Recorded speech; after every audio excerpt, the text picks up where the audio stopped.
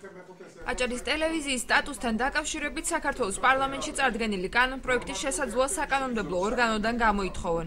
საკითხი დღეს ბიუროს სხდომაზე განიხილებოდა. კანონპროექტის ინიციატორი პროექტის დაწუნებაში საქართველოს პარლამენტში აჭარის მაჟორიტარებს ადანაშაულებს. დეპუტატთა ნაწილი კი მიზეზად საკოორდინაციო ჯგუფის უმოქმედობას ასახელებს. წესრიგის საბჭო რაღაც კანონპროექტზე მუშაობს.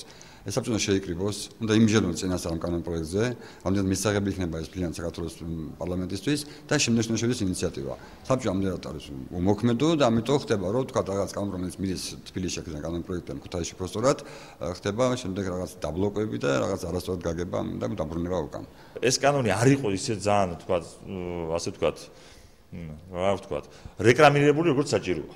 და ამაში ამიტომ ამბობ მეთქი, იმიტომ წდება გული არ მიუღია მონაწილეობა საქართველოს პარლამენტში აჭარიდან მაჟორიტარ არჩეული წევრებს.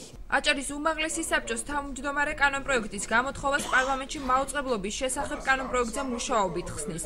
დეპუტატთა ნაწილი კანონპროექტის ჩავარდნასთან დაკავშირებით მაჟორიტარების განმარტებას მოითხოვს. ჩვენმა მაჟორიტარებმა სათანადოდ არ იმუშავეს ამ პროექტის გასასვლელად და მე დავსვის საკითხი გაერთიანებული კომისიის სხდომები ჩავატაროთ და 6-ვე მაჟორიტარი დეპუტატი უნდა მობრძანდეს და უნდა აგვიხსნას.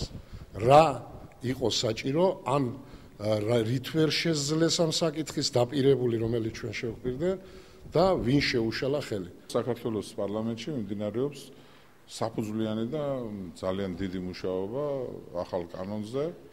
შესაბამისად, იქნება გვპირდებიან, რომ იმ კანონში იქნება გათვალისწინებული ის ჩვენი მოთხოვნებით ყველა ნიუანსი, რაც შეეხება იმას, რომ აჭარის ავტონომიური რესპუბლიკის ტელევიზია იყოს დამოუკიდებელი. უმცირესობის წარმომადგენლებმა კანონპროექტის გამოთხოვას მხარი არ დაუჭირეს. მათი განცხადებით, დოკუმენტი უნდა დარჩეს და პარლამენტმა შენიშვნების არსებობის შემთხვევაში იგი უმაღლეს საბჭოს უნდა გადმოუგზავნოს. ჩვენი კანონმდებლობა უნდა იყოს მისადაგებული იმ კანონთან, რომელსაც პარლამენტი ღებულობს.